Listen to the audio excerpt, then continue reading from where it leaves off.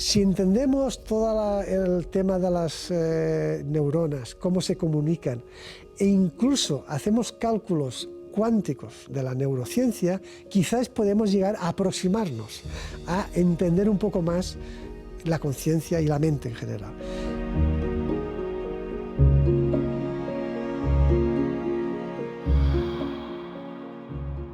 Bienvenidos a esta entrevista donde tenemos con nosotros a Salvador Miret, profesor de investigación del Consejo Superior de Investigaciones Científicas en el Instituto de Física Fundamental en Madrid. Además, es autor de los libros sobre biología cuántica y también mecánica cuántica. Ha publicado más de 210 artículos nacionales e internacionales y es coautor de diferentes libros que profundizan en cuántica desde diferentes perspectivas. Hola, Salvador. Hola, ¿qué tal, Juan Carlos?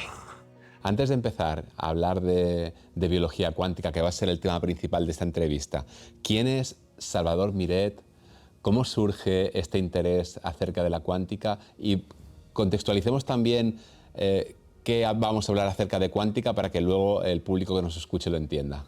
Vamos a ver, cuando uno empieza la carrera de física, química o lo que sea, ya se da cuenta que la física clásica está muy bien, pero empieza ya uno a que le entre el gusanito de por qué cuando te vas al mundo tan pequeño existen cosas muy difíciles o muy chocantes para entender, como decía antes, en la naturaleza desde el punto de vista de la lógica. Por tanto, eso ya fue una especie de, digamos, de motivo para que yo profundizara mucho más en eso. Después ya cuando cuando acabé la carrera y empecé a hacer el doctorado en física, ya me di cuenta que este tipo de cosas era lo que me gustaba a mí y por tanto ya empecé a plantearme si tendría sentido hacer una especie de carrera científica, carrera académica, y creo que ese ha sido siempre el leitmotiv para poder decir, bueno, no se entienden los procesos de la naturaleza en general. Es verdad que el mundo o la física microscópica es enorme, es vasta, y uno al final, por desgracia, tiene que estar muy reducido a un campo o subcampo de la investigación, pero al menos sí que es capaz de empezar a maravillarse de todo lo que está observando, de todo lo que está midiendo, de todo lo que está calculando, y ver que encima podemos interpretar y predecir efectos naturales que se dan en los sistemas físicos. Por tanto, creo yo que ese ha sido para mí el eje más fundamental de la investigación. Es verdad que después, como somos funcionarios públicos, nos pagan todos los españoles, llega un momento en que uno también siente la necesidad de, si puede contribuir a la divulgación de la ciencia, creo que es también una labor que se hace a la sociedad muy importante. Es verdad que cuando hablamos del tema de la biología cuántica es difícil entenderla porque ya de hecho es complicada porque es multidisciplinar y es bastante, digamos, compleja en el sentido de estudiar todos los procesos vitales, separados, o mejor dicho, no separados del medio natural. Hace falta unas nociones básicas mínimas para la física, para entender esto, y por tanto esas nociones tienen que ser cuáles son lo que nos suministra la mecánica cuántica, la física cuántica. Y eso es lo que pretendo en la primera hora, dar los conceptos mínimos básicos de física cuántica, mostrar la extrañeza, el mundo paradójico y antiintuitivo que tenemos, porque eso nos va a servir de base para poder llegar a entender un poco mejor la biología cuántica. Te preguntaba antes acerca de quién es Salvador Miret. ¿Qué te inspiró a escribir el libro Biología Cuántica? Pues me inspiró a escribir un libro que leí justamente, y otra razón es que el Consejo tiene una colección de libros que hace divulgación de ciencia que se llama ¿Qué sabemos de? Y ahí aparecían, en el momento en que yo pensé ese tipo de cosas, que habían 60 o 70 publicaciones, ya, libritos de 140 páginas, dedicados a gente, digamos, del público en general, y vi que ni la física cuántica ni la biología cuántica estaban en la colección de esos volúmenes. Por tanto, dije, bueno, pienso que yo puedo contribuir a esa divulgación y quiero entonces mostrar un poco la experiencia que yo tengo, incluso la experiencia vital, no solamente laboral, sino también vital, de estos dos temas que son realmente fascinantes. ¿Cómo se relaciona la biología cuántica con la clásica? Mal. Mal porque aquí tenemos un problema, el reduccionismo es el problema fundamental. El físico estudia física, el químico estudia química y el biólogo estudia biología. Y eso hace que cada vez el mundo es más multidisciplinar. Por tanto, el biólogo debía de saber química y física cuántica, el físico y el químico debían de saber biología. Cuando tú vas a las carreras actuales, ves que son compartimentos estancos, es decir, no hay esa multidisciplinaridad. Y de hecho, hay una cosa que me pareció muy sorprendente, que a raíz del libro de biología cuántica, me escribieron mucha gente, ya sea por mail o por teléfono, que querían ver o querían saber si en España había carreras o másters sobre este tipo de cosas. Y les dije lo mismo. Primero, la biología cuántica, donde se ha desarrollado más es en el Reino Unido, pero es que aquí está muchísimo menos desarrollada. Y por desgracia no existe al día de hoy ninguna carrera ni ningún máster que se centre en la biología cuántica. Por tanto, esa fue mi pequeña, digamos, contribución a la divulgación.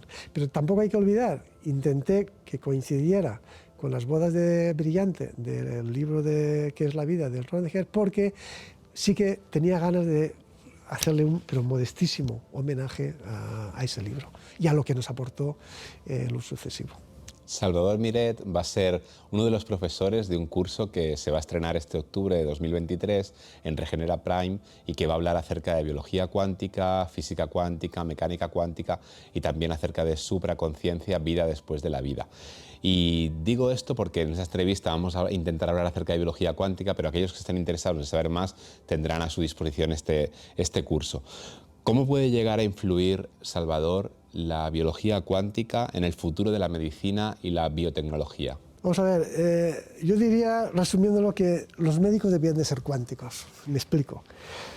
De nuevo tenemos el mismo problema de los compartimentos estancos. El médico estudia medicina, que ya de por sí es muy complicada, pero resulta que yo creo que, y eso es una opinión personal, cuando yo digo que los médicos deben de ser cuánticos, los físicos cuánticos deben de ser médicos, etc. Es decir, lo ideal sería que en cada grupo de trabajo y de investigación en medicina hubieran físicos, químicos y biólogos para que pudieran profundizar, por ejemplo, en el tema del cáncer, el tema del Alzheimer, porque al final, cuando lo reducimos todo a los elementos básicos, estamos hablando de moléculas, de proteínas, de enzimas, y eso solamente se puede entender a través de mecanismos cuánticos. Por tanto, creo que haríamos mucho y muy bien que los planes de estudio, al menos a nivel de máster de momento, empezaran a ser un poquitín más multidisciplinares, los médicos entendieran algo de todas las técnicas que están haciendo, RMN, TACS, radioterapia, PET, etcétera, porque eso les daría una visión más amplia e incluso podrían a lo mejor interpretar mejor todo lo que están viendo y ver también los físicos, entender mejor todos esos procesos dentro de su ambiente natural, porque al final no hay que olvidar que lo ideal es estudiar los fenómenos vitales dentro de su ambiente natural y no sacarlos como en un laboratorio y aislarlos. ¿Puede ayudar la biología cuántica a entender la diferencia entre conciencia y mente? Vamos a ver, yo creo que es difícil. Yo creo que no, desde el punto de vista de que eso es un gran salto. Yo creo que tenemos que ir paso a paso. Yo diría que quizás el primer elemento de conciencia que tenemos es las pinturas rupestres, porque son la primera vez que vemos que aquellas personas eran capaces de ver y de expresar y plasmar en una piedra todo lo que estaban viendo. Yo creo que eso es un primer nivel de conciencia importante. Creo que el instinto de supervivencia también es un nivel de conciencia. Es verdad que si nos vamos y profundizamos en la neurociencia, es decir, la neurociencia hoy en día es prácticamente hay mucho cálculo computacional, clásico. Si entendemos todo el tema de las neuronas, cómo se comunican, e incluso hacemos cálculos cuánticos de la neurociencia, quizás podemos llegar a aproximarnos, a entender un poco más la conciencia y la mente en general. Lo que pasa es que yo creo que eso es un camino a muy, muy largo plazo. Hablemos de investigación y experimentación. ¿Cuáles son los desafíos a los que se enfrenta la biología cuántica estos próximos años? Desde mi punto de vista es el intentar no aislar los procesos en un laboratorio. Eso desde el punto de vista experimental. Intentar simular lo máximo posible el entorno natural del proceso que, por ejemplo, la fotosíntesis, el olfato, etc. Y desde el punto de vista teórico, que tus modelos que vas a utilizar para describir e incluso predecir nuevas propiedades o nuevos fenómenos sea lo suficientemente general y completo para que no te puedan decir nunca que has simplificado el modelo y por tanto tus consecuencias no son válidas. Es decir, que los retos son importantes porque yo creo que la computación cuántica va a venir en nuestra ayuda. Pero te pongo un ejemplo. Es cada día más claro que el diseño de fármacos, el diseño de moléculas, de fármacos, que a veces son muy complicados utilizando la computación clásica, quizás con la computación cuántica sea mucho más rápido y podamos incluso diseñar fármacos que vayan directamente al sitio donde está la enfermedad. Por tanto, creo que hace falta mucho trabajo, pero creo que la inteligencia artificial y la computación cuántica nos van a venir en auxilio para poder mejorar y prosperar, lógicamente. ¿Qué papel juega la teoría de la relatividad en todo esto? Yo diría que nada, y me explico. Eso estoy hablando rápido y con poca seriedad quizás. Pero hemos visto ya, y vamos a ver en el curso, que la teoría de la relatividad es lo que se conoce como una teoría local. Es decir, para transmitirse una señal hace falta que, por ejemplo, la velocidad de la luz, una señal que se transmite a la velocidad de la luz, hace falta que desde que tú la saques, desde que tú la envíes hasta el receptor, pasará un tiempo. Hace falta que la luz llegue al sitio donde la has mandado. Sin embargo, la mecánica cuántica es una teoría no local, es decir, no esperas que la luz o cualquier señal se transmita con un cierto periodo de tiempo, como por ejemplo incluso el sonido, que se transmite a 340 metros por segundo, la luz a 300.000 kilómetros por segundo.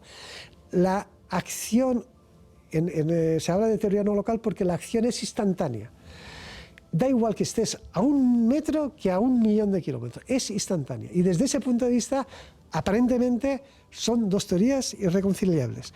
No significa que ahora no existan y seguirán desarrollándose teorías que quieran unificar gravedad y cuántica, y por eso se llama gravedad cuántica. Por tanto, de entrada es difícil, no significa que sea imposible.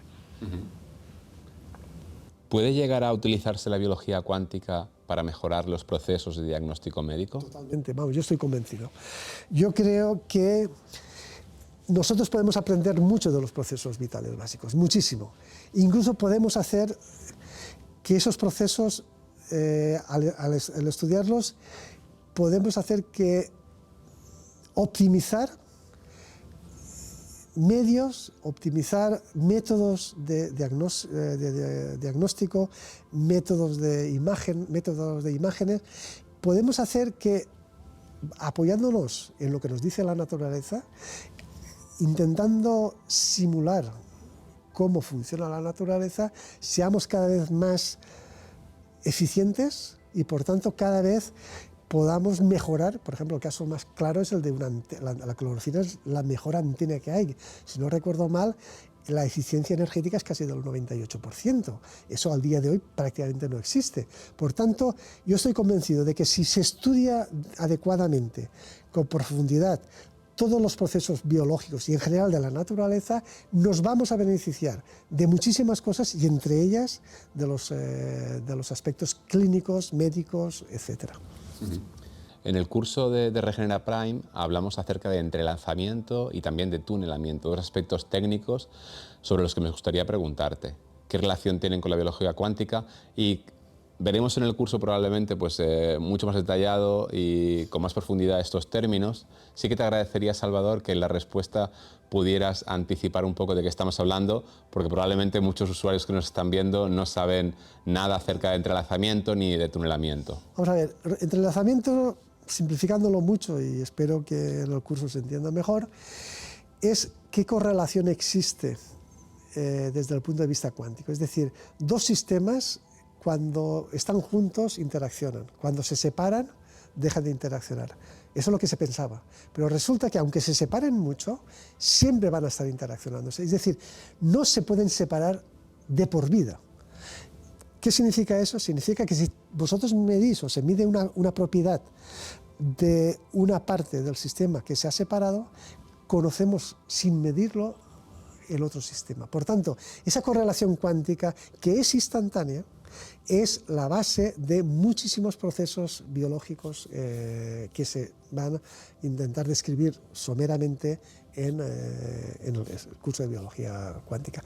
El efecto túnel es fundamental porque uno pensaría que al final, cuando te vas a lo muy pequeño, todo es efecto túnel. Siempre que tengamos movimiento de electrones, protones, hidrógenos, de átomos pequeños, que se muevan dentro de la molécula o que se muevan dentro de un medio, muchas veces el esperar que haya una activación para que salten barreras o para que superen una especie de montaña de energía, a veces es mejor atravesar la montaña de energía. ¿Por qué? Porque es más eficiente y porque es más rápido. Por tanto, como también veremos en ese curso, no podemos entender la biología cuántica y no podemos entender en general muchísimos procesos básicos de la vida sin que exista ese entrelazamiento, esa superposición de estados y ese efecto túnel, porque si no las cosas se producirían o no se producirían nunca. Se producirían en un periodo de tiempo excesivamente largo o no se producirían nunca. Por tanto, creo y espero que se entienda lo básico de lo que nosotros llamamos coherencia cuántica, la aplicación de la mecánica cuántica que exista dentro de un medio que en principio y a priori sería imposible que existiera, porque se rompe esa coherencia y pasamos a lo que se conoce como decoherencia. ¿Qué consejos le darías a aquellas personas que nos están escuchando, Salvador, y que les interesa el tema y quieren saber más? Vamos a ver, por desgracia al día de hoy no hay ningún, como he dicho antes, no hay ningún máster, no hay ningún curso especializado en este aspecto. Entonces, uno tiene que empezar porque le motive, porque, digamos, le agrade, porque piensa que por ahí puede sacar algo de provecho, no solamente para enriquecer el conocimiento, sino incluso quizás a nivel laboral. Pero yo lo que sí que diría es, primero, leer mucho, basarse mucho en literatura extranjera, porque es donde más hay, concretamente.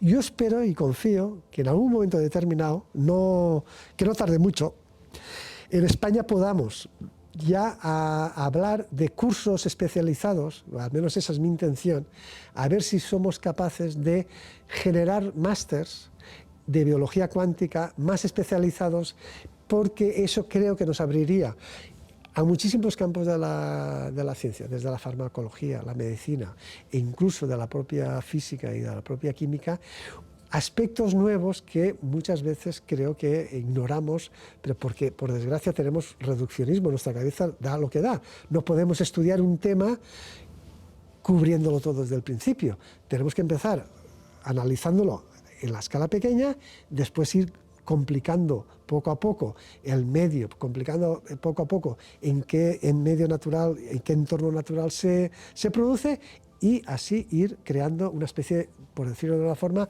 una visión más holística del proceso que queramos estudiar.